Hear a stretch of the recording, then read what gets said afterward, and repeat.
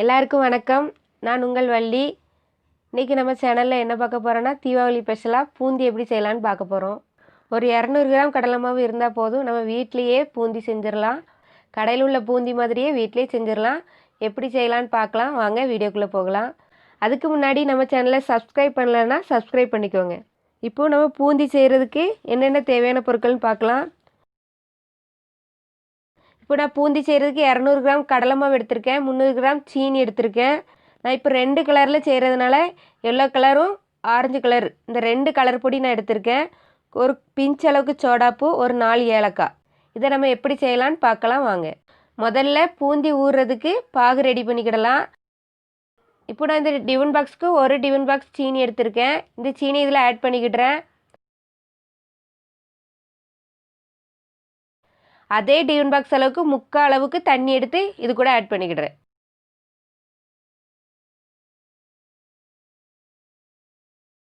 இப்போ கேஸை மீடியம் ஃப்ளேமில் வச்சுட்டு கிண்டி விடுங்க. இது கொதிக்கட்டும், அதுக்குள்ளே நம்ம பூந்தி ரெடி பண்ணிக்கிடலாம். இப்போ இந்த பாத்திரத்தில் எடுத்து வச்சுருக்க கடலை மாவை சேர்த்துக்கிடுறேன். இப்போ இந்த மாவை தோசை மாவு பதத்துக்கு கலக்கிக்கோங்க. பாருங்கள், இப்போ நான் தோசை மாவு பதத்துக்கு கலக்கிட்டேன். இப்படி தான் இருக்கணும். உங்களுக்கு ரொம்ப கட்டியாக இருக்குன்னு தெரிஞ்சுன்னா கொஞ்சம் தண்ணி ஊற்றி கலக்கிக்கோங்க. இது கூட கொஞ்சம் ஒரு பிஞ்ச் அளவுக்கு சோடாப்பு சேர்த்துக்கோங்க. அவ்வளோதான். இதை நான் 2ஆக பிரிச்சுக்கிட போகிறேன். நம்ம 2 கலர் செய்கிறதுனால. ஒன்றில் எல்லோ கலர் சேர்த்துருக்கேன், ஒன்றில் ஆரஞ்சு கலர் சேர்த்துருக்கேன். இப்போ இந்த 2ஐயும் நல்லா கலக்கி விட்டுக்கோங்க. இந்த கலர் மாவோட அட்டாச் ஆகிற அளவுக்கு நல்லா கலக்கி விட்டுக்கோங்க.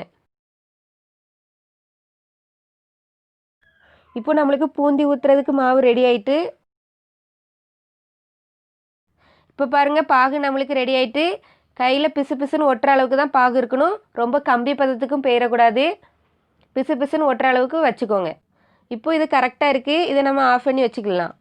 எண்ணெய் சூடானதும் இந்த மாதிரி கண்ணாக ஓட்டை உள்ள பாத்திரத்தை எடுத்து அதுக்குள்ளே மாவு ஊற்றிக்கோங்க. உங்கள்கிட்ட இந்த மாதிரி பாத்திரம் இல்லைன்னா கண்ணாப்பையில் கூட ஊற்றிக்கிடலாம். ரொம்ப அழுத்தி தேய்ச்சிடாதீங்க, மாவு ஒட்டிக்கிடும் அப்படியே கீழே.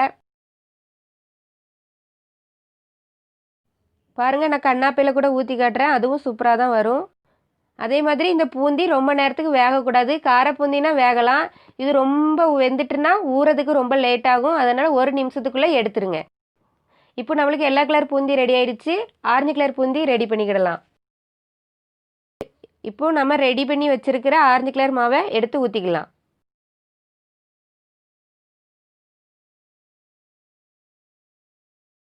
நம்ம பூந்தி பொரிக்கிற பாத்திரம் பெருசாக இருந்தால் நல்லாயிருக்கும் விரிஞ்சு வேகிறதுக்கு.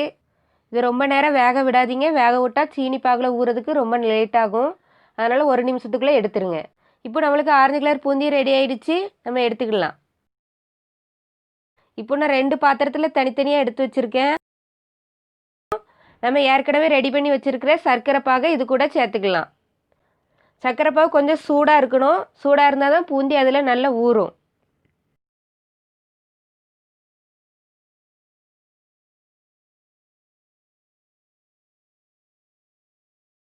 இப்போ நான் 2 பாத்திரத்தையும் மூடி வச்சுக்கிட்டேன். நான் 2 மணி நேரம் தான் ஊற வச்சேன். எனக்கு பூந்தி இப்படி இருக்குது. நீங்கள் எவ்வளோக்கு எவ்வளோ பூந்தி ஊற வைக்கிங்களோ அவ்வளோக்கு அவ்வளவு நல்லாயிருக்கும். உங்கள் வீட்டில் ட்ரை பண்ணுங்கள், சூப்பராக இருக்கும், ஹெல்த்தியாகவும் இருக்கும். இந்த வீடியோ உங்களுக்கு பிடிச்சிருந்துன்னா லைக் பண்ணுங்கள், ஷேர் பண்ணுங்கள் அண்ட் கமெண்ட் பண்ணுங்கள். உங்கள் ஃப்ரெண்ட்ஸ் அண்ட் ஃபேமிலிக்கு ஷேர் பண்ணுங்கள். இன்றைக்கி இதுதான் என்னுடைய எளிமையான ரெசிபி. இன்னொரு நல்ல ரெசிபியோடு நான் உங்களை சந்திக்கிறேன். அது வரைக்கும் டாட்டா.